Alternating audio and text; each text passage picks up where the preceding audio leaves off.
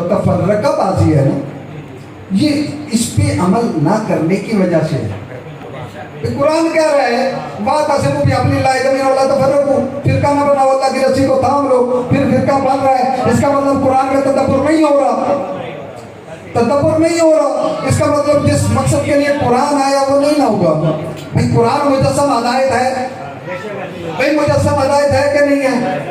بھئی حاضر سروس معجزہ ہے نا، قیامت تک معجزہ یہ رہے گا۔ بھئی دیکھیں میں آپ کو بتاتا ہوں، ایسے نہیں سمجھیں گے۔ اس وقت اگر کسی شخص کے ہاتھ میں جناب موسیٰ کا عصا آ جائے، غور فرما، جناب موسیٰ کا عصا آ جائے تو وہ اس عصا سے کہے، اور پوری کرامتوں کے ساتھ آئے، پورے معجزات کے ساتھ آئے، وہ اس عصا سے کہے بھائی میری ہدایت کر دو، کیا وہ عصا ہدایت کرے گا؟ نہیں، وہ کہے گا بھائی میں پتھر سے پانی تو نکال سکتا ہوں، پانی سے رستے تو نکال سکتا ہوں، میں اژدہا تو بن سکتا ہوں، لیکن ہدایت کا کام میں نہیں کر سکتا۔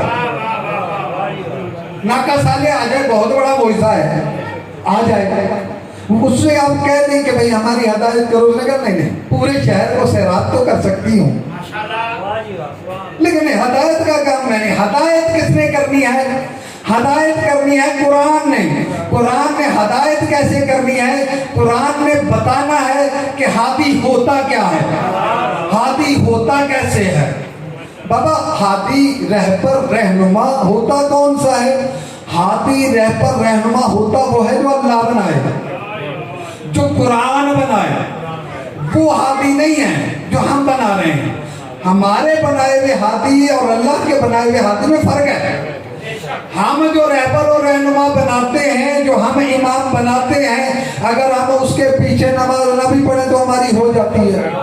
غور فرما رہے ہیں؟